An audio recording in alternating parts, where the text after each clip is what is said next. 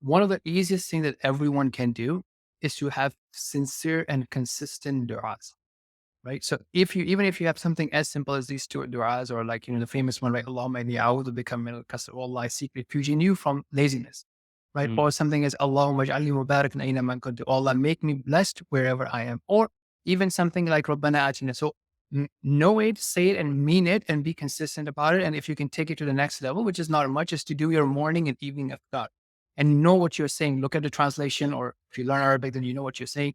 That conditions your mind. You know how people say, oh, meditation and affirmation. If you look at the morning afkar or the evening afkar, it sets your mind to rely on Allah and have a productive, valuable morning and a valuable and productive evening. Just wanted to take a quick 20 seconds to say Jazakumullah khairan to all of the listeners. Alhamdulillah, the podcast has grown a lot in the last 6 months of this year, and I'm intending to be more consistent and upload more. The main way the podcast actually spreads is by word of mouth and shares. So I will request that if you have found benefit in it over the last few months and the recent episodes, then please do share it to someone else that you think will benefit, and also leave a rating on your podcast platform. Jazakumullah khairan, and now back to the episode. بسم الله الرحمن الرحيم.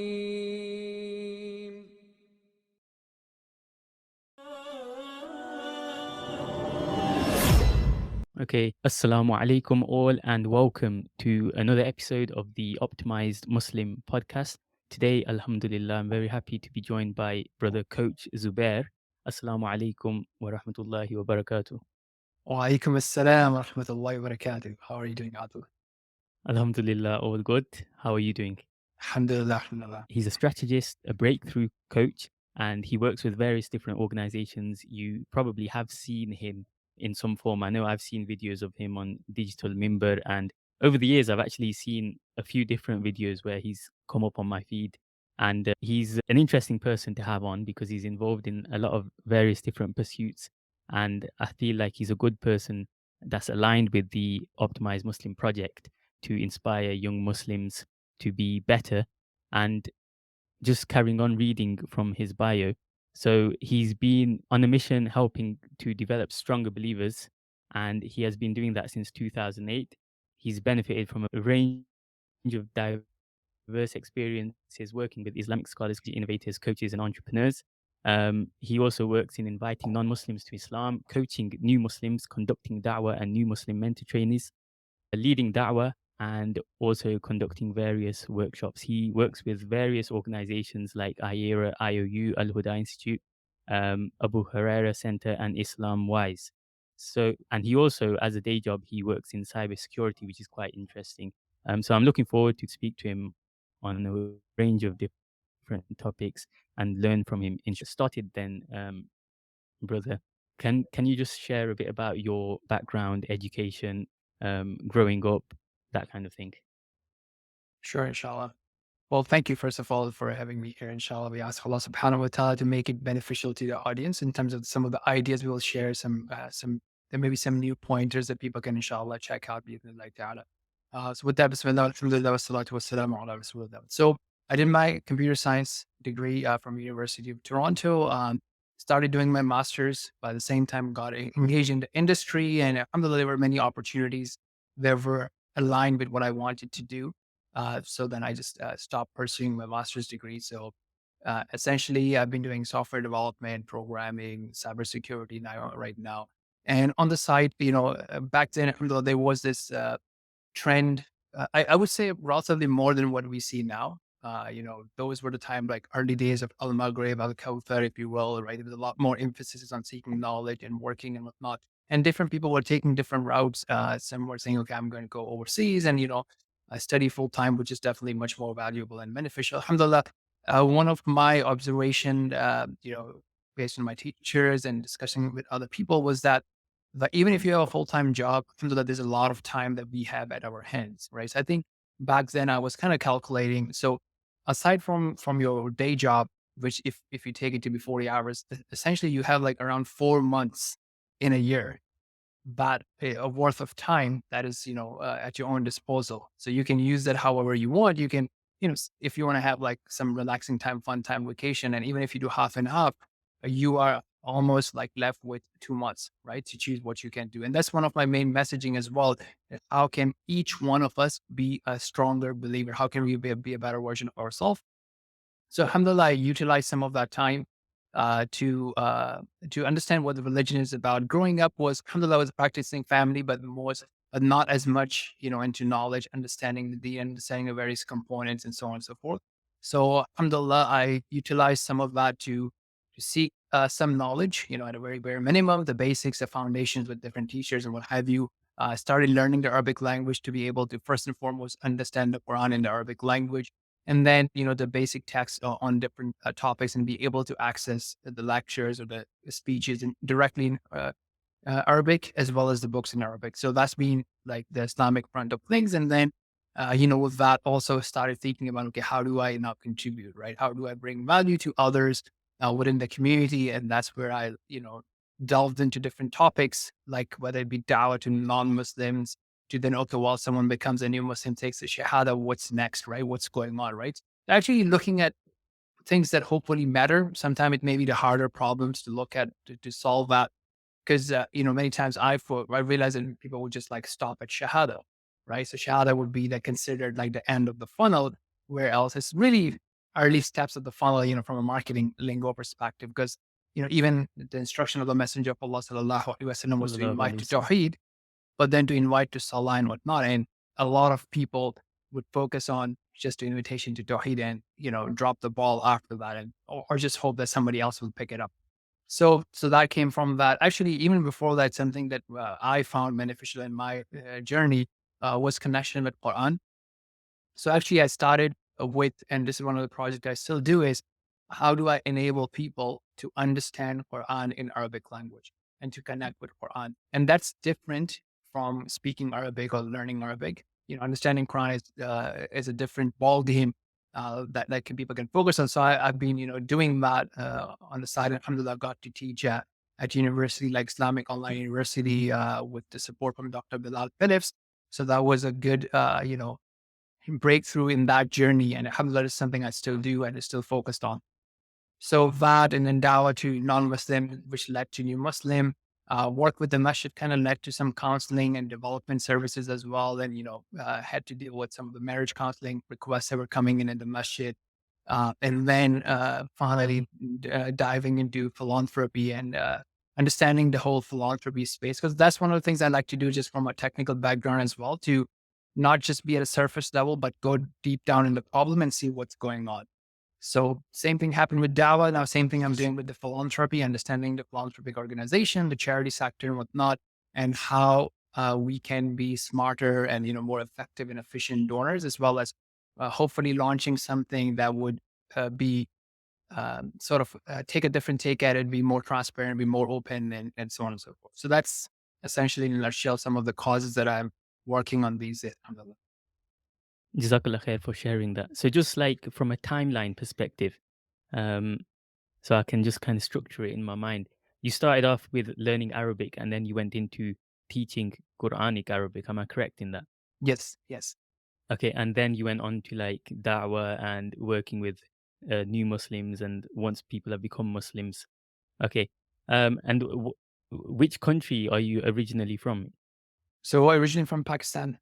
Okay, okay, that's good. Pakistan's Um, in the Yes, spell that in. Pakistan's in the bad. Yeah, I'm also Pakistani. So, and at what age did you start learning Arabic? So this was for me. So growing up, like I do recall that in the Pakistani syllabus we would have topics like. I remember that we had a subject which we would call Islamiyat Yeah, there, and part of that is like you have Quranic ayahs and then you have translations. So I know that just like the way I studied, I always found interested in finding patterns and things like that, as opposed to focusing on memorization. That was my approach to studies. So when we were doing those, translation of Quranic ayats and perhaps I think hadith as well, I would try to find those patterns so that if I understand the pattern, then it can help me with other ayats as well.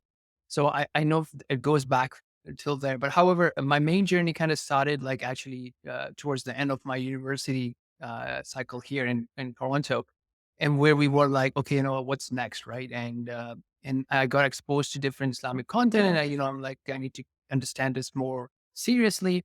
And part of that was obviously to go back to the sources and be able to understand the sources. And most importantly, I think the whole Quran experience, right? If you think about it, and that's one of my things that I really want to emphasize and use your platform to do that for my brothers and sisters. Look, today we learn about anything and everything, right? We have learned about Instagram, Facebook, how things work. If it's something important to us, we'll find a way to learn about it. And like to the point of cryptocurrency, right? Like how many people got into cryptocurrency in the last year and so, right? When it was like going up, and to understand what it is, how do you do these trades and these digital exchanges and wallets and digital wallets, hardware wallets. I've seen people like invest so much time and they actually figure it out. Now the question is, subhanAllah, we invest, if you are a practicing Muslim, you have, exposure to Quran, right? Whether it be in your salah, you go in the masjid, you have exposure to Quran. You go for tarawih, you have exposure to Quran. So how come, we're not focusing on actually, hey, why can't I maximize my experience, right? I'm standing there.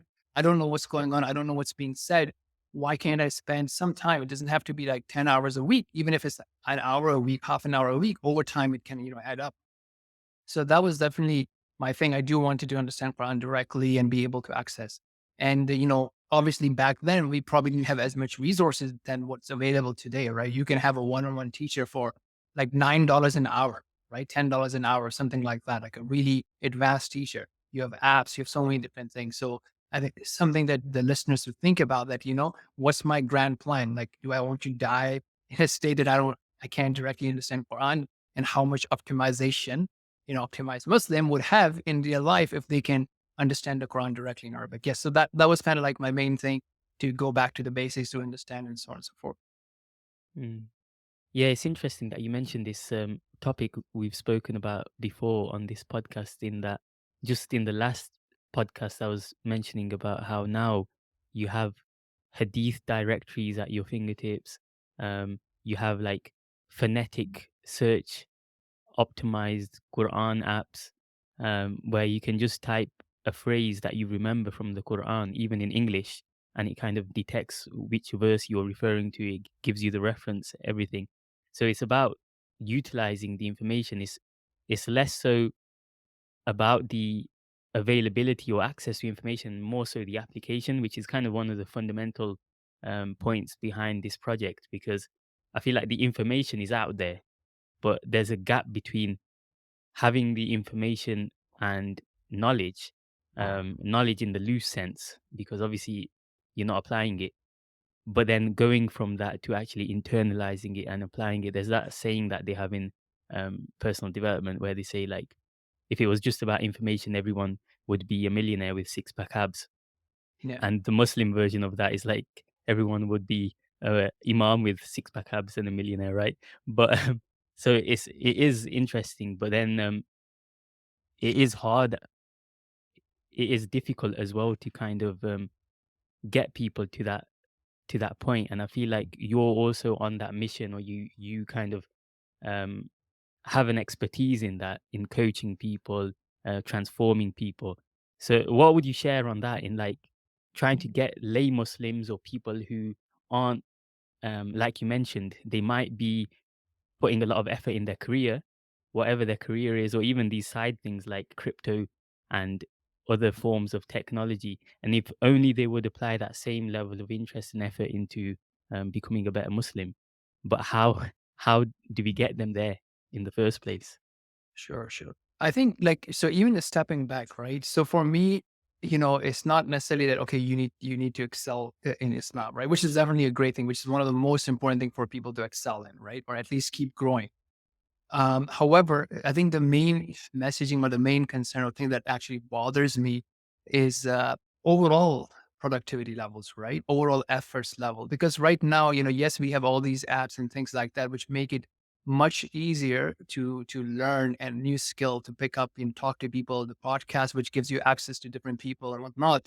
However, at the same time, you also have access to a lot of entertainment, right? So if people want, they can easily, get the dopamine effect or what have you by scrolling on Instagram or TikToks or Netflix and whatnot.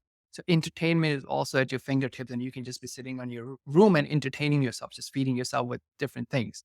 And that can, cause a lot of distraction. It can cause a lot of state of ghafla, right? In heedlessness, and just be, feeding yourself. Okay, I'm just doing, as long as I'm having fun, that's great, right? That sort of mentality has also kicked in, even from the perspective of like, 4 hours work week, or, just a retirement sort of lifestyle and whatnot. I mean, that whole mentality is sort of dangerous, right? The question is not about like how easy you can make your life, but like what is your life about? Like what efforts are you putting in? How are you making yourself better, and even also the ummah better? Now, how do we learn that? Right? Obviously there has to be an awakening for a person to realize that look, I need to step up and and fix myself, and that can happen. The initiation, I think, could be few different places.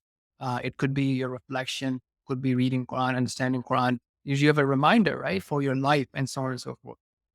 Beautiful hadith that we have is that we will be asked about what we did, right? So for example, the famous hadith about the feet of the son of Adam will not move unless he has answered the 5 questions, or he has been asked about the 5 questions, right? His life and how he spent it, especially his youth and how he spent it, how he earned his wealth and where he spent it. To what's the other ones? So youth, time, wealth, and what did he do with the knowledge that he learned, right? So these are the things that we have. How do we view our life? So an analogy, if I were to use, for especially for our brothers and sisters who understand the investment world, is if someone comes in and invests in you, say, what, here's $100,000 of seed investment for your project. Now, that gives you a feeling. One is, it's great that the person is trusting you. He or she is investing in you, or investors are investing in you. But now you're accountable for how you will use that money, and what product would you develop, or what service would you develop, what revenue will you bring into the table, or if you're doing a nonprofit work, what sort of impact would you bring in? So you have the trust from the investor, but you're also accountable. So if we think about it, I think a lot of time we think that this is my body, this is my life, this is my time, these are my eyes, these are my hands. These are a trust from Allah, right? And if you wanted to and think about it from an investment, I mean, it's not an investment, وَلِلَّهِ الْمَثَلُ الْأَعْلَى, but it's a trust from Allah. And the question is, how would you use these things that Allah has given you? It's not mine.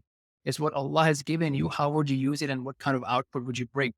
And I think that question is really important for people to think about. And the answer may not be easy, but that doesn't mean that we need to drop the question.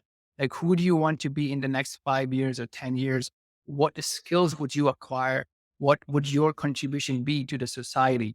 Right. And where you would be in different areas of your life. So I have a small workshop that I do. It's also available on YouTube and whatnot. And there's a worksheet and whatnot. It actually gives you a system to think about, okay, in 1 year or in 5 years, where do I want it to be in terms of my religion? So whether it be thinking about your knowledge or your practice, or your daily habits, where do I want to be in terms of my family? Where do I want to be in terms of my finances? Where do I want it to be in terms of my contribution to the society? So when it comes to the contribution, I'm recommending people to think about 2 things. One is, what is the cause? So, for example, in a sense of the Dawah, the cause is to share the message of Islam with people who don't know about it, a non-Muslim, right? So that could be a simple cause, a simple mission. But then the second question is, what is the role that you are playing in that? So you could be a marketer who is focused on that cause. You could be a da'i who is focused on that cause. You could be a teacher who's focused on that cause. You could be an admin assistant who is focused on that cause. So I have these 2 things, right? What's the mission and what is your role? So once you have that, I think that will help you increase the quality of your life. Otherwise, it's just entertainment. So as an example, right? Someone may watch the whole FIFA game, right? Someone may do it just for the sake of entertainment, right? And that's fine. Someone may do it because they also want to be a great FIFA player, a great soccer player. The person that's watching the game with that intention is different, because now they're also learning, and that's their thing as well. Same thing with, like, any other sports or what have you. Same thing with business, right? So someone who wants to run a business and has started running it or being part of a team is not like someone who just consumes content just for the sake of it. So that's one thing, just waking up and thinking about that. Look, Allah has actually, chosen you to be alive and given you this whole body. And even if you were to think about it, that's like a $10 million investment in itself, right? How much would you how much would you value your one eye for, right? If I say $1 million or losing eyesight in one eye, what would you pick? Right. So if you look at the same way, the whole body, you're like a $10 million machine, if you will, right? So Allah is chosen to create you with this thing. Do you value yourself? Do you value your life? And what are you going to make out of that? And I know I'm just talking like one way, but if I may continue. So that's one realization. And look, you are a valuable machine, make something happen out of it. The second thing, Mm. realization is the impact of consistency, right? In investment world, they would call it compound interest. So what people think, oh, you know what? So let me give you an example, right? So let's say if you are getting, a 300 pounds or $300 of regular monthly income, okay, and you have this coming in as passive investment, if you will. Now, if you don't have a plan of what you would do with that money, you're like, oh, it's just $300, it's not much, right? However, if you realize that this adds up to become thousands of dollars in a year, and if I invest properly, then it becomes tens of thousands of dollars and so on and so forth. Then if I say, hey, you know what, Adil, let's go for a Starbucks coffee. We prayed Fajr, let's go for a Starbucks coffee. You might come in. Then I say, hey, you know what, great day, Maghrib time happened. We prayed Maghrib, let's go grab another coffee or have a snack at Starbucks, right? If you don't have a plan with what to do with your money, you would say, yes, no worries, no problem, right? But if you have a plan, you'd be like, hey, man, what's going on? I can't be spending 20 bucks every day on a Starbucks because I have a different plan for my money. Now, the same thing happens for you. If you think about it, Allah is giving us, let's say 16 hours a day if you're sleeping 8 hours or whatever other stuff that we do. So 16 hours of your day until the day you die. So if you don't have a plan for your time, then, Instagram tries to take your attention away, your time away, Facebook, Netflix, TikTok. All these people are kind of inviting you to, hey, let's go for Starbucks. Let's go for Starbucks. The day take 10 minutes from here, half an hour from there, another hour from there. And you keep saying yes because you don't have a better plan to use it. But once you have a plan, you're focused, you'll be like, no, man, I got to squeeze any amount of time I can. And then I wouldn't be saying yes to all those things. So when you start valuing your time, you will start saying no, just like you would start saying no if I keep asking you for money or if you keep asking me to go to Starbucks with me. And then you need to realize that, look, it may seem like just 1 hour today or 2 hours today, but when it adds up, it becomes days, it becomes months. I think one thing I saw on Ilfeed was a teacher from India, Kashmir. He actually built, a solar powered car in his free time. So obviously it didn't happen in a day or a week, it's just gradual improvement. So that's just the second thing to realize is that, look, I may not be able to achieve much in one day, but if I give this consistent 2 hours of a day or 1 hour a day, it becomes consistent. It really adds up. And over a year, over a few years, I can accomplish a lot. And the last thing I would say is that most of the things would require hard work and effort. It's not going to be like quick, Amazon Prime, click and you have it, right? If you think about your life growing up, it took you several months to learn how to walk. And you would fall, you would stand up, you would crawl, you would stand up, and then you walk. Same thing. To be able to speak, it took a long amount of time to learn the words and so on and so forth. So these are the things. Value your life. Remember the importance of consistency and how things add up and have a bigger effect. And most of the things would require deep work and hard, consistent work. Jazakallah khair. Thank you. I love how you kind of very deeply analyze things from like a first principles basis, and then you're able to kind of use analogies to explain the point. It's really good, mashallah. Just a couple of things that came to mind whilst you were speaking that I'd like to mention for the audience, and also trying to make it more practical as well.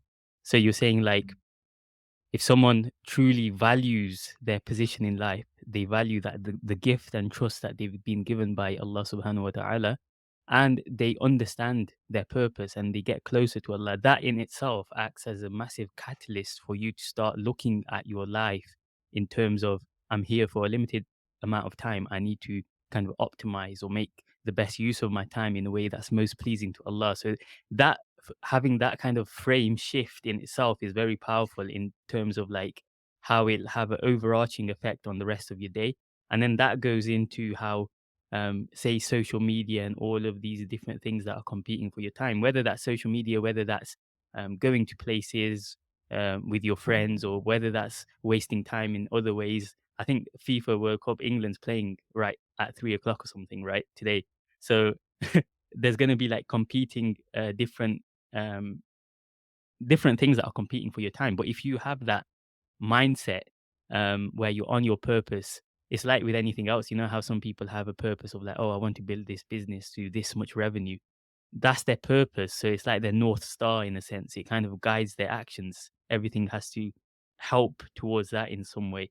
Um, and then the last thing about being consistent, these are all challenges that we all face constantly, even if you're someone who's relatively good. Let's say compared to the average person, you're into self-development and you've read these books, Atomic Habits and all the rest of them, and you kind of think that you know this stuff.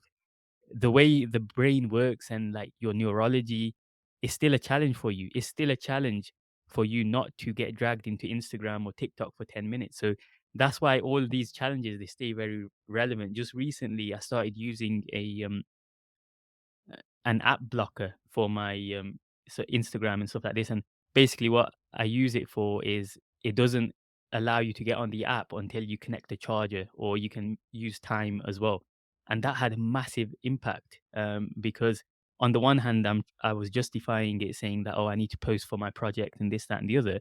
But then that still allows me to post, but I use the kind of philosophy that I've made up called post and run. So I basically just post, get off it, and it's a challenge. And then you're competing against these neuroscientists that have designed the apps to be sticky and all the rest of this jargon that they use. So you have to keep on the ball. And so yeah, Jazakallah khair for sharing that. So I wanted to move on. It's interesting to get the perspective of someone who's a deep thinker like you, and they're also involved in that field of work. And why it's also inspiring is because you're not someone who's involved in one pursuit full time. You have like a you have like a cybersecurity job as well. So it's more relatable in the sense of like Muslims in the West trying to balance different things. So what I ask a lot of guests about da'wah in terms of, because you're involved with guiding new Muslims, helping new Muslims, and even attracting people towards Islam. Um, what would you share about like the current ways Muslims are doing da'wah, um, the kind of YouTube da'wah, um, and then I have this framework where I say like da'wah 1.0 and da'wah 2.0. 1.0 is like Hyde Park face to face, which is arguably the lesser of the two. And then 2.0 is like lifestyle da'wah, your colleagues at work, those people that you have long-term kind of relationships with. Um, what would you share in terms of from someone who's on the ground that works in this? Your Right. thoughts on Absolutely. da'wah? Sure. So, just a quick step back. Firstly, so when we're talking about the personal development and you like optimizing your life, I think I had in mind and then I slipped out. One of the easiest things that everyone can do is to have sincere and consistent du'as, right? So if you, even if you have something as simple as these two du'as, or like, the famous one, right? Allahumma inni a'udhu bika min al-kasal. Oh Allah, I seek refuge in you from laziness, right? Mm, Or something as Allahumma ij'alni mubarakan aina ma kuntu. Oh Allah, make me blessed wherever I am. Or even something like Rabbana atina. So know it, say it and mean it and be consistent about it. And if you can take it to the next level, which is not much, is to do your morning and evening afkar and know what you're saying. Look at the translation, or if you learn Arabic, then you know what you're saying. That sets, that conditions your mind. You know how people say, oh, meditation and affirmation. If you look at the morning afkar or the evening afkar, it sets your mind to rely on Allah and have a productive, valuable morning and a valuable and productive evening. So now moving on to your Dawah 1.0 and 2.0. So I think, first of all, that's a brilliant observation, right? Now, what's happening, I think, for most people, what Dawah means is to watch videos and to comment on videos and to pick a speaker and to join the cyber fight. You know, that is not Dawah, right?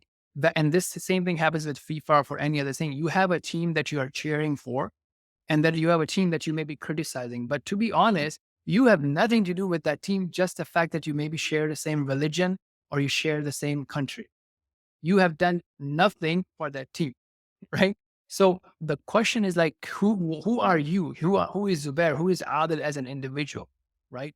If you cannot be above average, if you cannot be the top 5%, top 1%, be something, be somewhere in the range. Start your own movement. Who are you? A soccer player? Are you, like Habib in the ring? Are you like a da'i, like the top du'as and what have you? Who are you? What's the problem that you are solving and that you are contributing to? So that's first and foremost mindset. of being a doer, not just being a spectator, cheering and clapping for other people's successes or criticizing them and not doing and thinking that, oh, their success is your success. No, that's not true. They have put in a lot of effort. What have you done? So that's one of the main things to figure out. First of all, what am I going to do? And then the second thing is how I'm going to do it and who I'm going to do it for. So the Hyde Park and all the debates, that's useful for learning and, you get some, impact. But again, if your goal is that, look, I want people to actually live Islam, then as you said, I think, and that's my call, right? The Dawah 2.0 is probably the best way because your colleagues, your neighbors, your class fellows that are non-Muslims, these are the people that you have a rapport with. These are the people that you have a conversation with day in and day out. And your job, if I were to say, look, and I have a full training of that specifically focused on that. I've walked people through how do I initiate a conversation with my colleagues? How do I carry it forward? What is the message that I want to convey? So the question would be that, okay, you make a list of people around you and have a target that, look, every week, if a week is too much, every month I'm going to initiate a conversation with a friend of mine, a colleague of mine, a neighbor of mine, or whoever you are focusing on. And what is the goal? The goal is not to smash them in an argument. The goal is, look, I want to tell you what Islam is about. What is the Islamic or the Quranic narrative of why we are here? Why is there pain? How is how is the God, the creator going to judge me? What's going to happen after I die? I want to convey that story, that narrative to you. And I will also show you some evidences of why this makes sense, why this is logical, why this is the right way, and then leave it at that. And because you want to invite the people, you want to give them information, let them think about it. Because if you are going to, okay, you know what, let's have a fight, hands up, guard up, and I'm going to smash you, I'm going to show you my argument is stronger, it will not work, right? Because the person will get defensive and so on and so forth. So that's my main thing. Look, have a goal. Like you have 50 people, 100 people in your network. If you try to focus on one person a month or a week, whatever, and have your goal that, I just want to have communicated to one person per month. That's good. If you want to say one person per week, that's even better. But have something like that and start. And when you start doing that, then all this Dawah content, my content, other content, the whole courses that we have would be valuable for you. Otherwise, it's just information that you just like watch like any other information. It's obviously better than watching Netflix in general, but then what's the point, right? You have to think about, connected to the end goal here. Mm. Yeah, Jazakallah khair. Again, it's something that we've spoken about before because I love how you broke it down into um, like a target. Essentially, what gets measured gets managed, as they say.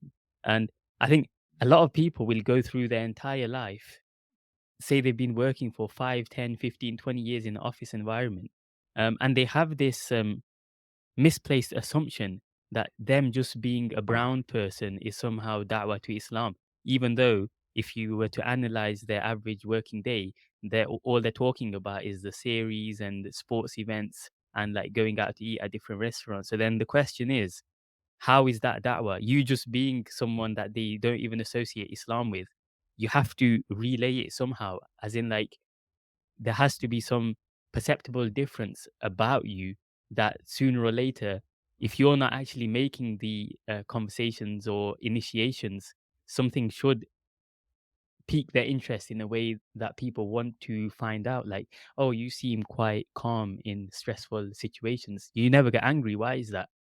And oh, this person never gets angry. And then that gives you an opportunity to mention like the hadith on anger and how tasawwuf and how we kind of tazkiyatun nafs and all these topics. But if you're just there turning up and don't have a plan, like I'm going to speak to this many people, it's not like a light matter in a sense that we will be asked about. Um, you spent this many years in such and such environment, you had these opportunities, you never did anything with it. And then the sad part is now we're coming to like Christmas time, um, and it's at moments like this when people have done nothing their entire year to actually remind people about Islam. At moments like this, they'll say things like, "Oh, but if we don't partake, then it shows us in a bad light," and it's like a completely reversed, warped notion. So I'll give it back to you if you want to add anything, but then I'll also add another question that you can follow up. Um, in terms of, because I was watching your interview with Brother John Fontaine, and you were talking about, you mentioned in the intro as well, actually, about how taking the Shahada becomes like the end of the funnel, right? So just if you could elaborate on that, how you can assist people once they take the Shahada. Because me personally, if someone was to ask me, I'd probably just direct them to someone who I think is kind of better than me at taking them through that journey. But what would you advise, like the general Muslims, what they can do? Great. Okay, so it's just seven, but maybe I'll just, I don't think you meant that. But here's something like I think which is related to one of the messaging is that we have to be, non-naive. We have to be smarter as well. We have to ask questions. So just because I'm coming and saying something on the screen or a popular speaker is coming and saying something on the screen does not necessarily mean that this is right or does not necessarily mean that it is the best approach. So one thing that some of the speakers are saying, oh, dawah had to be passive and have focus on your character and so on and so forth. I would disagree, right? Like dawah is an active act, right? Rasulullah sallallahu alaihi wasallam was known as the Sadiq and Amin, right?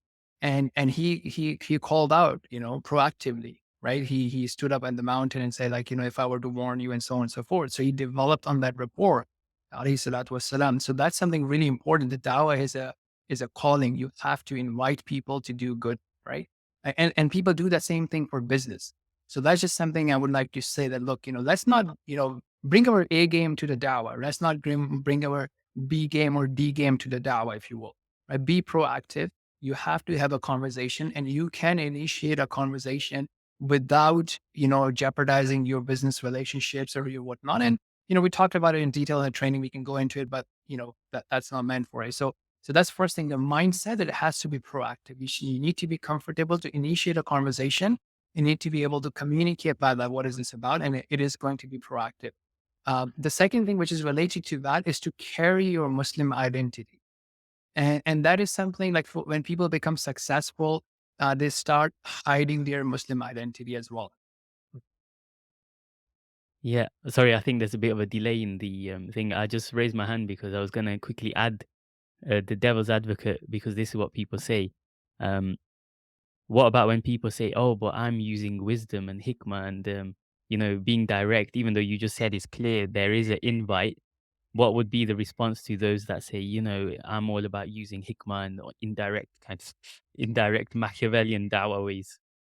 Well, yeah, I mean, you have to see about like, does it, one second, sorry. Does it work, right? Like, does it work? It can, right? But that's like really, really very rare. I mean, I have never seen someone coming to me and saying, "Oh, tell me about your religion." First and foremost, people are relatively like, reluctant to bring this topic up on their own.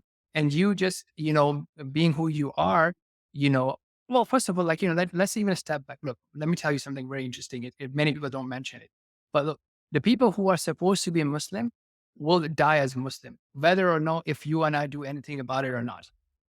Right. So that's something really important. People who has written guidance for them and who are deserving of guidance from the mercy and justice of Allah will be guided, whether or not you and I do anything about it or not. The question is, do we want our share in it or not? And you know what? Even apart from that, it's again with Allah subhanahu wa ta'ala, we are not like a car salesman that we only get rewarded when you sell a car, right? Allah rewards you for your intention and your efforts. So even if you give dawah to 100 people and none of them accepted Islam, you are going to be rewarded. And I would probably potentially argue that even more rewarded than someone who actually had people taking Shahada with them, because your work in general would be harder. So to your point of like, okay, working with ihsan, if you will, right? So if you want to spend your life in giving dawah, is it ihsan to just be passive or is it ihsan to actually call people to Islam? Right? Yes, it is important for you to be like who you are and have good character and whatnot. But then you're not, you can't say, "Oh, I'm spending time on dawah," and that's fine. You could be doing other things. Not everybody is going to be in dawah. So that's what I would say. That look, I mean, if you want to focus on the problem of dawah itself, how do I make non-Muslims aware of Islam and share the message of Islam? I think without doubt, with the data, you can say that look, if you are going to be passive, it's not going to work. And I'll give you one example, right? So when I do like, one of my target audience is the concierge in my building. right? People who are on the concierge, the security staff and whatnot. And I would like, sometime take my time, just say hello to them, what have you. And this one gentleman here, I was just building a rapport. I said, okay, one day I'll have a conversation with him about Islam. Even before I can have a conversation with him about Islam, he had a conversation about his business to me. He reached out. He's like, you know what? Hey, you know what? This is not my main thing. I'm a financial advisor on the side. Here is my card. Okay. And that is our approach when it comes to our businesses, our products, our services. But when it comes to Islam, how can we have the B game? Mm, Right. So that's I think that hopefully makes it obvious. Even if you go on the Sunnah, right, the Sirah, it wasn't a passive dawah; it was active. And what I was saying earlier about is that don't drop your Muslim identity. One of the easy things that you can do at work. And hey, you know what? Let me tell you something interesting. Like even when you say people are living Islam, right? I know people. Let's say they would say, oh, "I'm taking a lunch on Friday." Okay. I'm away on lunch, even though they're going for Friday prayer. I know mm, people who wouldn't even say I'm going on my Friday prayer. I mean, I do that because obviously like, I'm trying to be proactive, but you're mm, not, oh, I don't want to come to social events or, I don't drink alcohol, whatever. Right. So people are just saying those things. They don't even bring Islam to it. And, something interesting that Habib said, in one of his interview, he's like, I don't understand when a Muslim sports or athlete personality, they become famous and they grow, they hide their identity or they're not sharing their identity as Muslim. And I think that's something that we need to think about. Like, again, there's a balance to it. One simple example, when I would go to Microsoft headquarters, there's a big, Filipino population there. And I would see that, when Filipinos are among each other at Microsoft headquarters, they're speaking in Filipino, their own language. Okay. I'm not saying that that's what we should do, but what I've seen that people will be even reluctant to say salam. Right. So that's that, that's sort of, when we try to integrate too much. mm. Yeah, definitely. And we've all seen examples of this. It's quite sad, really, but it does happen. And I think it comes down to the fundamental thing is not being able to sit with an element of discomfort, not being able to either not even having the confidence, and that's as a result of not acquiring the requisite knowledge and information of how would I answer these questions, not even having that full confidence in your belief system. I know you also teach about dismantling doubts and criticisms, and I think that's very important. Like from an early age, I had like an Evernote, and it was all about rebuking atheist criticisms of Islam. Not, I'm not even in the front line, as in that's not my thing, and I pray for the people that are, because I think that has the potential to affect people. Um, you have to be very strong in your own beliefs. I sometimes, the way I used to think of it is like, I just don't want to think about like, I don't want to kind of think about these. I'm okay. I don't know. It sounds a bit wrong when I say it like that, but it's like I didn't want to read like Richard Dawkins and all these others because I felt like that might kind of tinge some of my beliefs or practice in a way. So obviously, more power to those that do it. But we all should have like some knowledge whereby at least we can walk around carrying our deen with some confidence. If someone asks you something, you can kind of answer or you can engage in conversation, because without that, you're not going to have that strong frame from which to even engage in a conversation. And then also Beautiful. about, yeah, and then also about being able to weather a bit of discomfort. Oh, are you taking part in the Secret Santa? No, we don't celebrate Christmas. And then they can follow up with questions. It's none of this like, oh, I don't know what to get and I'm not good with gifts and these kind of answers. It's like that passive approach. Um, but the next question was about the new New Muslim one. Muslims. Yeah. Right. But just a quick building on your point about look. So by the way, look, that's what I'm saying. The Dawah 101 or 100, 1.0 that you see on internet is not the only Dawah. So the point being that you don't need to have, arguments like, understanding Richard Dawkins. You don't need to have arguments about what you see on Hyde Park. Like most of the people see that, I think someone said that like, there's only like 1% of the population on internet or social media or whatever the percentage is, but they are very loud, right? So you think everybody's like that, but that's not true. So what I'm trying to say is like, if you take a look at the 100 people around you, 80 or 90% of those people don't need those arguments. So you don't Yeah. have to. I mean, in my training, I don't go into those arguments. I think the key things are you being able to explain our story, the Quranic story, which is the story of Adam alayhi salam. I think if you tell that story, you tell who is Allah, what is salvation in Islam, right? How do sins work, right? And yes, people would have sins, the whole salvation story, and be able to give them the understanding that, look, how the messengers work. That, look, it's just all the same messengers, is that Muhammad sallallahu alaihi wasallam is the final messenger. That's the last form of law. So we are not turning our back from any other messengers. I like to use the example, especially with Christians, and look what happened at the time of Moses, peace be upon him, Musa alayhi salam, when Jesus came in. Some people accepted the message and some people rejected him. Right? Obviously, people should have accepted him because he is now representing the same God. The same thing happens when Muhammad sallallahu alaihi wasallam came. Some people accepted and some rejected. What Islam is that you're accepting all three of the messengers and all the previous messengers. This concept, and then the clarification that, look, science and religion are two different things. They answer different topics. They're not at fight with each other. They're not at odds with each other. They are complementary, if you will. Islam or religion would answer the question about who and why, right? And science is more about the how things work, what are the principles, and how Mm. we can use those principles to build something out. So these are the 4 or 5 basic things that if you can communicate, that's it. And you don't need to, because none of that requires you to argue. And anybody can argue about anything in today's world, right? Everybody has their own story. So Elon Musk may come in and say, hey, you know what? We are in a simulation. Go ahead and argue with that, right? Because anybody can say anything, right? Because you haven't seen that, you haven't witnessed it, and anyone can argue for their cause. So you need to be able to just know these 4 or 5 things that I just mentioned, clearly explain it to them, and make sure that you understand that they are logical. There's no logical contradiction to it, and then let people make their own choices. And that's Dawah, right? That doesn't necessarily mean that you need to understand all the atheistic arguments, all the philosophical arguments. Actually, as part of my Dawah course, one of the components I have is, first and foremost, protect yourself, right? Don't go and play in a league, or don't go in a lane that can hurt you. It doesn't mean that the answers are not there. It's just that you are Mm. not prepared for that. So obviously, Mm. first and foremost, protect yourself. If someone that you're interacting at that philosophical level, give them Sapiens Institute website and, all Yeah. those books and what have you. Move on to the next people. There's a huge amount of people that are just neutral. They just want to hear the message. Now we can Yeah. go into new Muslim side if you don't have any follow up on that. Yeah, no, that's great. That's exactly what I was getting at. And I forgot to that very important point about numbers. Um, Less than 1%. I would say it's like 0.1%.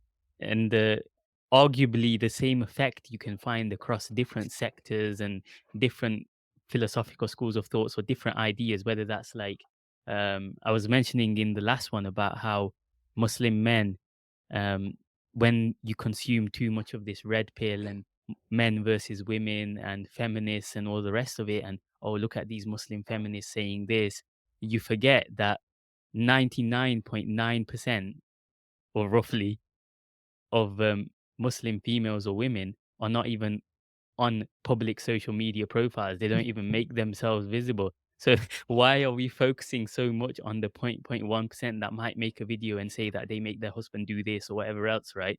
So it's about keeping perspective as well in the grand scheme of things. So now you've got a Shahada, and Yes. what are the next steps? How do you navigate that process? Okay, good. So 2 things. First and foremost, like, how you mentioned that I'm gonna pass them. Can you hear me? Say again. Test. Yeah, I can hear you. Okay. Oh, so I think, yeah, there is some sort of lag, at least in the video, but I think in the recording it will be fine. Anyway, Okay. so the point I was saying is that first and foremost, like, how you said that I will pass on to someone better. I think that's meaning that we shouldn't think about that. The Dawah is simple. Anybody and everybody can do it. It's the basics, right? The basics, everybody can do it. And if you don't have time or you focus on something else, that's understandable. But just don't say, oh, because I need to, because the du'as, the student of knowledge, the tulab al-ilm are probably not the best person for the new Muslim, right? They Mm, have a lot of other things going on. So don't just wait, oh, somebody else will do it. Yes, as I said, people will do it. Somebody will do it. The question is, mm, what do you want what do you want to do, right? If you don't want to focus on this, that's fine. But what are you going to do about it? So that's one. The second thing is we need to understand what the Shahada means.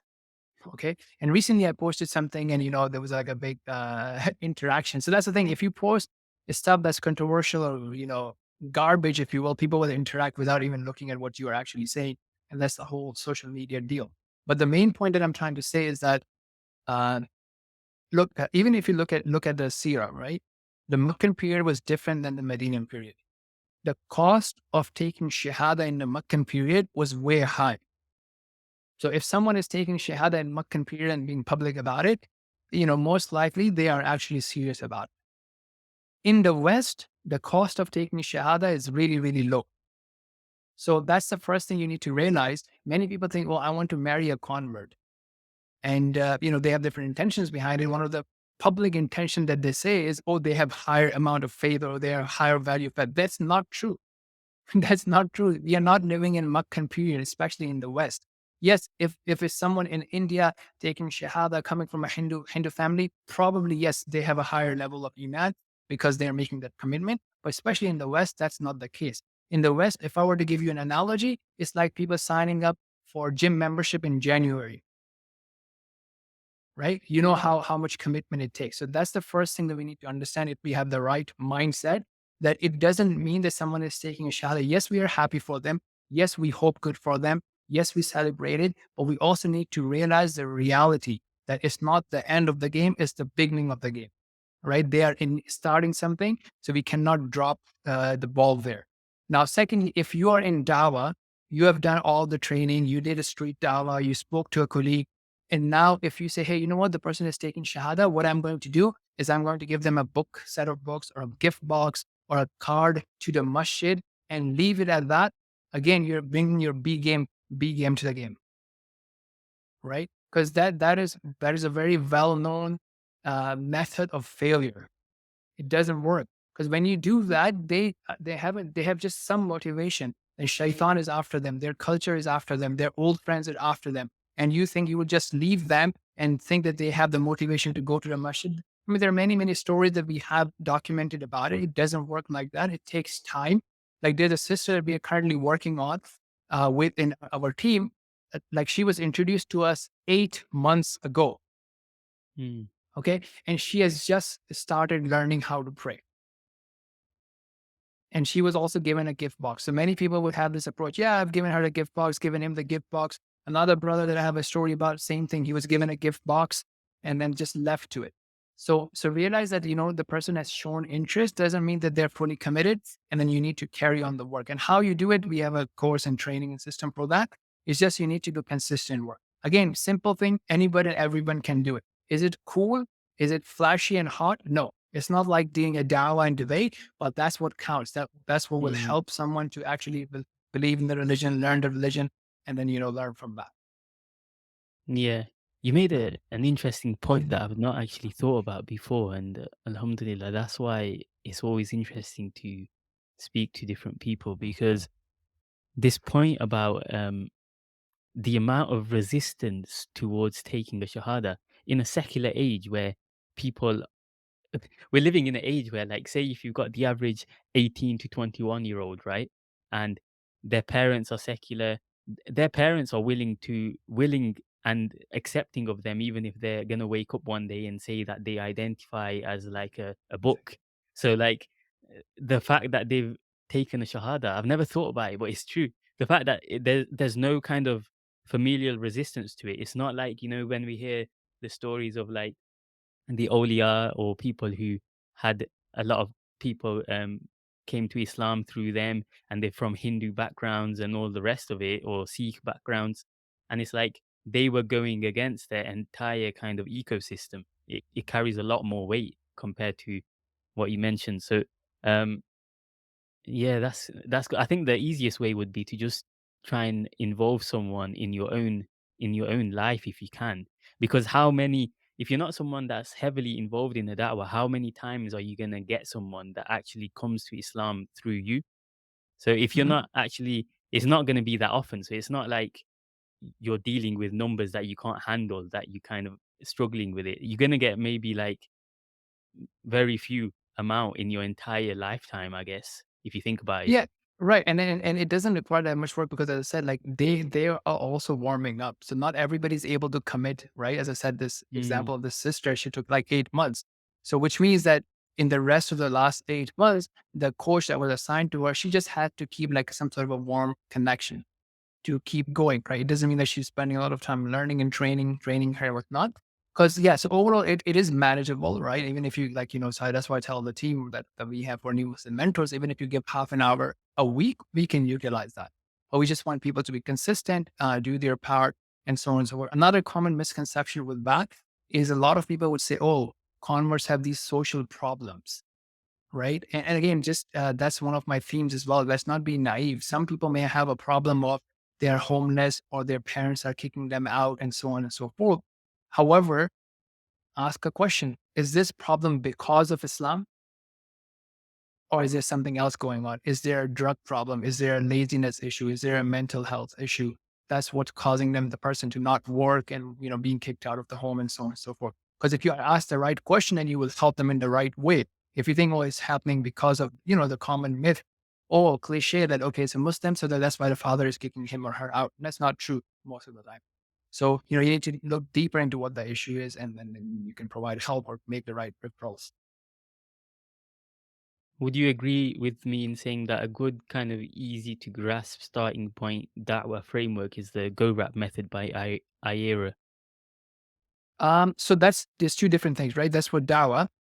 Um, I have, based on my experience, yes, GoRap is good. But based on my experience, I think it misses a lot of key things, right? That it does not cover, which I have found to be very valuable in my conversation, which is what I mentioned to you earlier about, the story of Adam alayhi salam, the understanding of the messengers and how it's all connected. And the third thing about, maybe slight component on science, which they do cover in advanced courses, but the basic one doesn't really touch on that. So I think that's kind of like what's missing. There is a lack of explaining the names of attributes of Allah subhanahu wa ta'ala. So I think it is a good logical framework, but I think it kind of leaves out a lot of important story or the messaging about Islam that can be really valuable, right? So I'd like to incorporate that in my technique. And when I have the opportunity in my add-ons, I would have those elements added there as well. Okay. Um, Part of your bio, it states that something that intrigues me is working on loon shots with resilience and grit. Mm, What do you mean by that? good. Jazakallah khair. So I think, yeah, so we talked about obviously getting active and doing things, right? So one of the things which is related to that is that we don't necessarily have to work on easy problems, right? So one of the things that I'm passionate about is like, why don't we see a lot of Muslim names, or Mm, I mean, we do see a lot of Muslim names, but why don't we see a lot of Muslim identity when it comes to R&D and innovations, right? So whether it be technological, whether it be biological, and so on and so forth. I think a lot of the people are just going for the easy things, right? As we talked about, right? Or you see something is hot on the social media, let me just start talking about it. Let me create a YouTube channel about it, or let me just get a job in some field and what have you. There are harder problems that we can be working on, or some of us can be working on, and that is at the cutting edge of research and development. So there's a great book, it's called Loon Shots. mm, Obviously, it's available video, audio, whatnot. And, it talks about different innovation, whether it be technological, medical, or business innovation that happened in the last, I don't know, 10 or 20 years. How did it happen? That's one of my things that I would like Muslims to, pick that up. And there are many Muslims who have actually done that. But then, subhanAllah, as they do it, as they become successful, a lot of them kind of drop that Muslim identity. So I think, so these are two things that need to happen. Muslims need to pick more and more of that, and also keep their Muslim identity as they become, successful by the mercy of Allah subhanahu wa ta'ala. Can you perhaps share an example of a Muslim that you feel has done that, that you're Yeah, willing to kind of absolutely. name? Yes, absolutely. So actually, before that, I just want to make an additional comment here. So one of the things that's also happening, like, this Loon Shot is a great book. I really like what the author has done. Now, however, as I was reading the book, he has also made like small video series on that. But something very interesting that happens, sometimes when you look at some of these secular people, and you would think that they are secular, but sometimes they may not be fully secular, and that's something that happens. So one of the things that I also recommend people that look, you may have a professor, a mentor, a teacher who may be great in innovation in a particular area, but that does not necessarily mean that you are going to learn everything about life from them. He or she may not be a great person for marriage advice. He or she may definitely not be a great person for religious advice. So one of the interesting things that he has done, which is false, is he has a chapter in the book and it's called um, the Moses trap, right? So the idea that he's trying to say is that, you will always have people in your life that will try to shun the innovation, that may not invest in your innovation because they are focused on operational or regular business results. However, just to make it, more attractive or sticky, whatever the reason he thought about it, or maybe he had other intentions, Allahu alam, hopefully not, he called the chapter Moses trap to relate to the point that, as if the religious people are the ones who are discouraging innovation, Mm. right? And that's what he shows. Like, he shows a bearded man in the video series, and to show that. And obviously, when I'm teaching my student, I'm like, look, you would have these type of professors that they would throw in these subtle messages when they're teaching science and technology. And you have to be aware that religion actually does not discourage innovation. We should know from the seerah that Rasulullah sallallahu alaihi wasallam encouraged Sallallahu Alaihi innovations. Wasallam. The Sahaba spoke up. They asked that, is this wahi or is this your opinion? They suggested alternative strategies when it comes to battle, when it comes to agriculture and plantation, to even to the marriage relationships, right? In terms of, having intimate relationship with wife and so on and so forth. So these are all documented things in their narrating. And then Rasulullah sallallahu alaihi wasallam accepted those different ways and those innovations if they were not contradicting the religious principles. By the way, that's a side point that you would have some of these people throwing it. Yeah. So one of the things that I do, so we have many different people, right? So if you go in cybersecurity, for example, there are, a lot of top cybersecurity startups that actually were originated from people of, Muslim and Pakistani origin, right? So a few of them top of my head are like, if you look up FireEye, that's FireEye, right? It was a big cybersecurity startup that was, started and founded by a Pakistani co-founder or a founder. There is another one. What's the name? I think so. If you look up Rihan Jalil, that's another Pakistani Muslim guy. He also has a lot of big cybersecurity startups, cybersecurity and related startups. Are they So in these are Pakistan? Are no, no, they these in are in, Pakistan? no, no. That's the thing. They're in US Bay Area, right? In the Silicon Valley. Okay. Mm. But so that's the thing, but they're not attributed to Muslim startups or Pakistani startups unless you know the founders, right? But they are Mm. there as an example. The other names that come, so we have a very famous doctor, Dr. Ahmed. He's in Toronto. He is really big in eye care and glaucoma therapy and whatnot. So he's done a lot of great work on that. Uh, so these are the three names. Another one that I usually show in my personal development workshop is a brother called Shakib. I think he's from a South Asian background, but may Allah make it easy for him. He grew up as a blind, vision impaired person, right? But he developed a great AI technology for Microsoft. So he's featured in that. His wife, she wears a hijab. She's also featured in that. So these are some of the, some of the names top of my mind. I know, for example, UAE is also focusing a lot on it these days, called Technology Innovation Institute, but they're bringing in researchers from around the world, and they're focusing on different sorts of R&D as well to come out from the UAE space. Yeah, I think these are some examples there.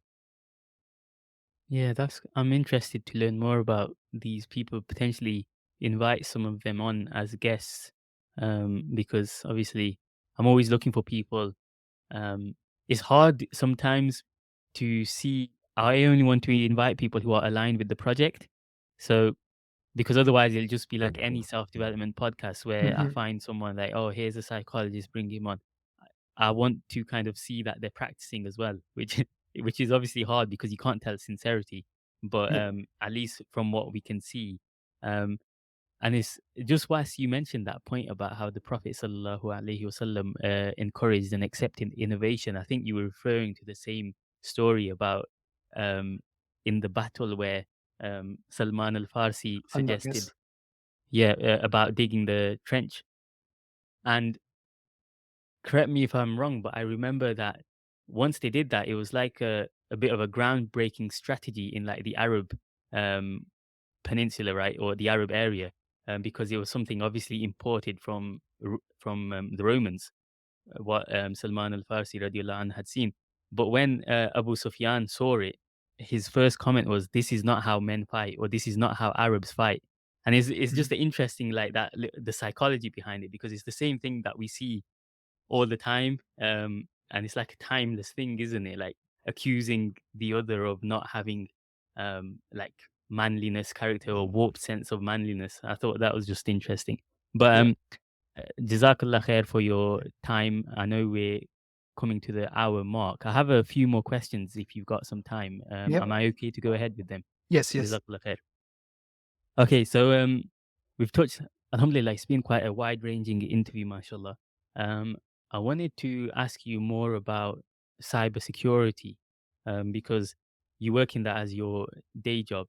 I don't really know much about it. So obviously, I can, the basics about security and internet and all the rest of it. But how did you decide to go into that field? And also, if you could share something for like the average Muslim, something that could benefit them from like cybersecurity perspective.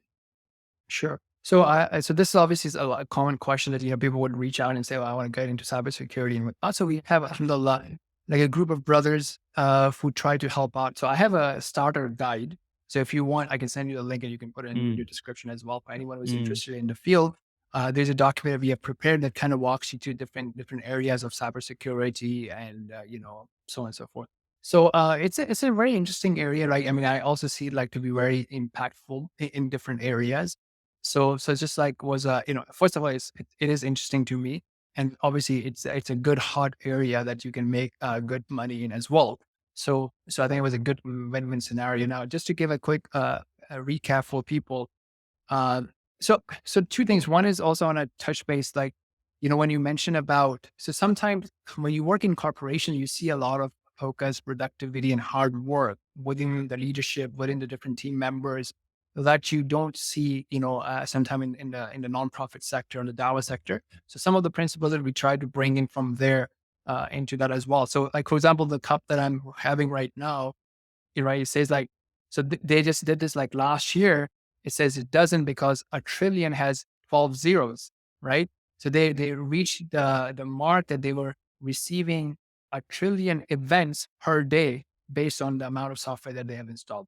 So coming back to the point, there are different fields within the cybersecurity. One is as simple as the policies and the steps and the processes that you can deploy and the technology that you can deploy to secure an organization. And that can be from, password management to the firewall policies to, security software to network security software and, uh, security awareness to train people how to be secure on the internet and so on and so forth. So that's one type of area that's there. The other type of area is, you're an external consultant where you look at web apps, websites, mobile apps, and you test them or you review them to make sure that they are secure or not. The third area is that you are a consultant, but you are more in the response mode. So some mm, organization is hacked, something goes wrong with the website or with the organization. You go in and you try to understand what happened, how it happened, what is the impact, how deep did they get in, and clean up and restore the organization and learn from that. So that's the third area which comes in. The fourth area is again like building security products. So products that help organization, remain secure. And then fifthly is the consulting side that I said that you are testing websites and apps and software. You could be in-house, right? So you could be part of a product team and you are working with the product team to make sure that the products are secure. Or you could be an external consultant going to different teams and doing that sort of work. And obviously it's needed in all areas now with cloud services, software as a service, mobile apps, to these autonomous cars and AI technology and all that. So that's in a nutshell what the security space is about. mm. Jazakallah khair. Um, Limited by time, so I'm kind of going over the topics quickly. Just if you could share, um, I'm interested to hear your thoughts on the discoveries that you've made in philanthropy, applying these mindsets and just the way you break down certain topics. Please, if you could share something about that world that you think Mhm. a lot of Muslims don't know that they should know, or something that we can improve. Right. Great. So I think the first and foremost, it starts with, I would say that my personal thing would be like, okay, pick a cause, one or two cause, and get involved in that. Because otherwise there's a lot of noise out there, right? Something as simple as, for example, If you are like, 10,000 feet away from the Dawah field, then you may be thinking, well, Dawah is about, arguments and Hyde Park and debates and the number of Shahadas, right? As we talked about in today's episode, hopefully if I got clear, that's just like the fancy Dawah. There's way more that happens, when you hit the ground in terms of the simpleness of Dawah, in terms of focusing after the Shahada and so on and so forth. So understand the problem, right? Because if you are 10,000, 100,000 feet away from it, you're not going to understand. The second thing is, how we donate, right? Figure out the charities that you will donate to, understand what they're doing, what their impact is, right? And obviously, like, have a percentage, right? So as Allah gives you more, your donation should, inshallah, also increase. So whether it be the 2.5% or 10% of your excess wealth or 33% of it, or whatever it is, have some sort of a goal, and then reach out to one or two or three organizations, understand their impact, but don't only just understand their impact, look at the efficiency ratio. So let's say if I say, I built like 1,000 homes in Syria, for example, or for Syrian refugees, and it took me like, $10 million to do that. And some other organization says that, oh, we did it for $1 million, same quality of homes. So you probably want to understand what's going on underneath the surface, right? So some of the things that are happening is, that's I find problematic. And again, I don't know if there's a solution. I know there are some organizations that don't do it, and I'm planning to do one of those as well, where everything related to fundraising or what have you should be coming from other sources. So either the co-founders are paying for it, or the directors are paying for it, or their friends are paying for it. Most of the time, what happens is that you don't have a choice as a donor. And, let's say if you donate $1,000 for orphan or $100 for orphan, how much is it making? So you have to understand the journey of that dollar, right? Some of that is Mm, going to Facebook and YouTube and Instagram and these ads and the marketers, right? So my thing, and I don't have a great answer for this, but if the Muslim philanthropy fund is fixed, right, and most Muslims have a set amount of money that they donate, so that means the fund is fixed, then are the charities competing among each other and paying YouTube and Google and social media like millions of dollars to compete among themselves, or what's going on? And who is paying those millions of dollars? Is this coming from the donors' money, right, which they intend to give to a particular cause and is coming without their consent because it's just the way things work? Or is this coming from grants? Is this coming from the founders and their friends? Is this coming? Another thing that people have in, for example, UK, they have gift aid, right? So someone may mm, be using gift aid money, but that's essentially donors' money as well, right? It's coming from their mm, taxes, and you may say zero admin, but then you're using gift aid for, marketing and whatnot. So these are some open questions that people need to think about and, dig into and see what options are there, and not just like whichever is attractive. So these are some of the things. I would also avoid clicking on ads and then paying via that. I personally would avoid paying at fundraisers, right? Because these things to me are extra costs that are not, charitable events. I would like to discourage those things, and I would like to directly go and pay to a charity and discourage these, external social things that are just like, especially if it's coming from donors' money. And lastly, to maximize your tax benefits. So especially in Canada, like I know a lot of people, they donate and they don't get tax receipts. I don't think that's a wise way of doing things. And Allah knows best, because tax money is your money. That's with the government. So you should take that. If you don't want to utilize it, you can put it back into the charity. But why leave it on the table for government, right? It's something that government mm. is allowing you to do. So why leave like those like hundreds of thousands of dollars on the tax table? Yeah, Jazakallah khair.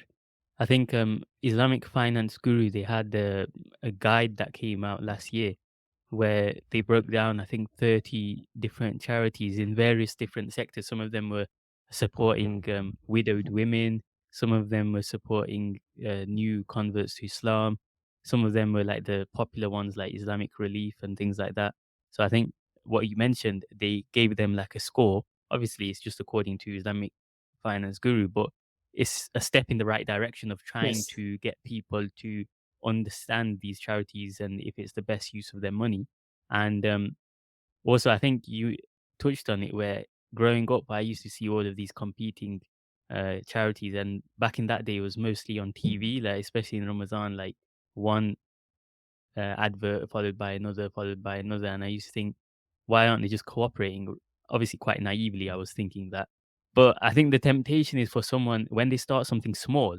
Like let's say if I say, "Oh, I can start a charity and just start in like the village in Pakistan or something," right? And it feels a lot more organic and close to the core, close on the ground because it's like I can literally just take money from a friend and have it in my hand, fly on a plane and actually give it, right? So I think it starts from a good place, but then what you have to understand is if you're actually intending on making this into like a bigger charity, you're going to face the same challenges of scale and everything and like adverts and all the rest of it. So it comes down the line, I guess, so that we have to think of a way of kind of mitigating those challenges. Lastly, um, because on this project, who doesn't love a good productivity hack? Um, I was going to say, if you could share some advice on managing everything, how do you, Mm, because I've had, Alhamdulillah, I would say I'm quite a low anxiety kind of person, Alhamdulillah, and I'm able to manage things. But um, there are days where you get overwhelmed and stuff, and I don't want you to give the so here's a preface. I don't want you to give the answer where you say, "I'm struggling with this and I don't know," because I've asked guests before and that's the answer they give. Like, tell me when you have an answer. I want you to try and actually kind of give us something. How do you deal with like Dawah and day job and family and Islamic studies and Arabic, and how does it all come together? definitely. So there are different things that people can do about it. Like I'm just gonna like have a few different. So just gonna say that out loud. So first of all, I think it starts with that planning, that strategy session, the goal setting, right? So on my YouTube plug. So I have different playlists and they're all organized in the different categories. One is the Dawah, one is the personal development, one is Quran. So under personal development, you will see two playlists. One is, an Asana based and one is Trello based. And they also have linked worksheet. So that will help you just like have this overarching plan of what you want to do, right? So if you want to get to some place in 1 year or 5 years, you first will need to have that. So that will give you a system on how to document it and how to check your progress and all that sort of stuff.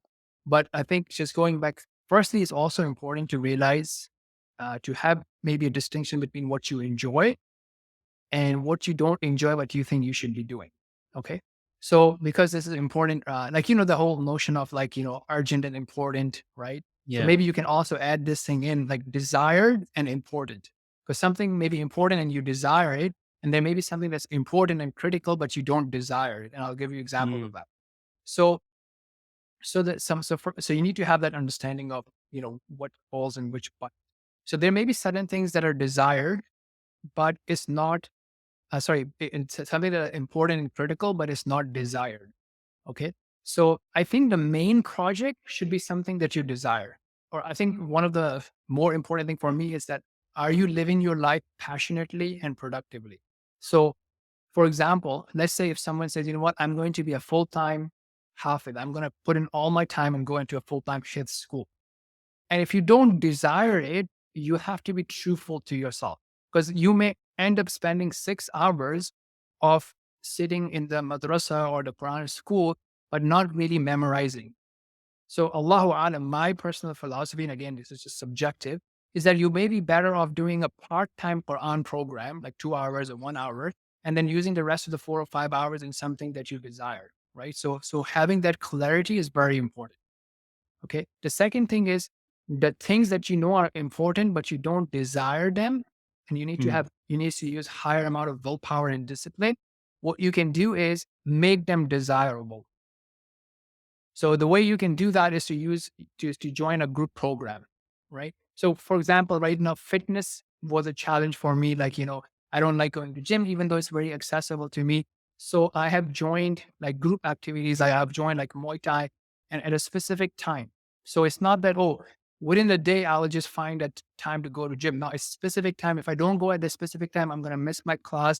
I'm probably going to lose the money I've already paid for it. I know there are friends going to that thing. So there's a lot of external motivation and enjoyment that makes it easy for me to get to that. Same thing, I've also picked a day with weights and squash with some friends. So instead of finding, something that you don't desire, make it, even it may be not most effective, find something that you can enjoy and, have an external commitment to it. Same thing that I've recently done, for example, I was going to a Quran teacher, a one-on-one teacher, but I know I was being sloppy about it. So I've signed up for like 2 Quran classes on the phone, on Zoom or WhatsApp, whatever, with a teacher, so that I have a specific thing to recite to him.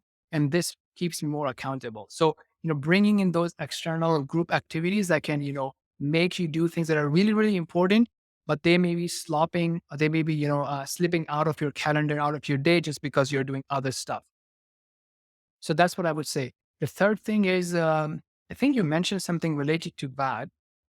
The whole notion of like creating some sort of a penalty, if you will, right? So just like, sometimes we would use apps like habit share apps. And that's one of the apps that we use among some of the brothers, where you do a check-in of your habit, whether it be praying in the masjid or, some whatever is important to you. So when you have this sort of a accountability group and things like that, you see other people are doing it. And if you're not doing it, you would feel bad about it. So creating those external things. And lastly, if you can have a penalty system as well. So for example, each time you don't, so let's say if you want to have a goal of praying in the masjid fajr, right? You can actually, raise the seriousness of it. So for example, if you have to take a 4 o'clock, 4 a.m. flight, you will make or 6 a.m. flight, you will make sure you are at the airport at 4 a.m. because if you don't, the cost is really high to miss the flight. So if you have like, okay, every time I don't pray fajr in the masjid, I'm going to pay $30 to my coach or to my mentor or to my accountability partner. And it's not $30 in charity. They could use it for Starbucks or whatever. At Mm. some point it will become like, because right now we like, okay, when we miss Fajr, it's like missing a big opportunity because you only have, Mm. X number of Fajr in your life. And after that, it's gone. And now if you want to make it to the masjid, you have an X number of Fajr in your life. After that, it's gone. So missing one Fajr is like missing a big $1 million deal if you were to compare that. So how do you Yeah. raise the cost of missing it? So that could be another tip. Yeah, very. I think I could I could speak to you for a long, long time, I think. But Jazakallah khair. It's a bit of a challenge to fit all the topics in. So the kind of intention behind it is people get a good enough amount of information that they can build on and then find out other resources to build upon it. So when I'm reviewing this to kind of create the highlights and all the rest of it, I'll make sure to try and add as many links as possible. And then inshallah, I'll contact you if there's any that I need links for and some of the different workshops and stuff that you referenced. Lastly, I will ask you to share the best place that you would like people can reach out to you easiest or where you're most active. All right, great for that. So I think like any platform, like usually like best is email. However, people can Mm, initiate like with Instagram or Instagram. I think yeah, Instagram would be the good. So we or anything I have from the like some social media manager. So she does mm, monitor that. So we should be able to get that and then we can take it forward. And most of the common question, alhamdulillah, like one of the hacks that I've done is I have a response for that. So most of the time I wouldn't have to compile a new response for the request I get. So it's just like a matter of sending, as yeah, I said, like information security, very common questions. So I would just like, because you have like hundreds of people asking you about it and only 1% of them will be serious, right? So you give them something yeah. to start with. And if people can utilize those basic foundational guidelines and then show that they're serious, then you can give them more customized advice. It's the same thing for marriage and other things that people reach out for or halal investment. We have like groups or we have documents for that. So you kind of, you can give that to them and then see where they kind of like take it from there. And then depending on what they have applied, you can either give them more customized advice or direct them to someone who may be better fit for their situation. Is there any place where you have all these links or documents in a Yes. group So or I something think, like that? right, right. S- um, so it depends on the topic. So I think YouTube would be a good place because it's well organized. You can see, Mm, on the main page, you see section depending on the topic that you're interested in, whether it be Quran, whether it be personal development, whatever. And the link tree is another good thing because link tree, I'll send you the link yeah, tree address. It yeah. has a lot of different links to it. And then inshallah, we'll put in some description, some links in the description for cybersecurity, for marriage, for personal development, and for Quran. So these are the four main and Dawah training. So we'll put those links inshallah in the description so people can get started. Bi-idhnillah ta'ala. Jazakallah khairan. I thoroughly enjoyed this interview. I learned a lot, and Jazakallah khair for your insights and all the work that you do. May Allah bless you and Ameen wa iyyakum. increase the barakah. A very eclectic mix of different topics. And I didn't even touch on cryptocurrency because, believe it or not, I actually watched your video on doing the bot trading like a year and a half ago, but then obviously everything tanked. So I thought let's not mention it this time. But like I said, Jazakallah khair for being so gracious with your time. And Assalamu alaikum wa rahmatullahi wa barakatuh. Wa alaikum assalam wa rahmatullahi wa barakatuh.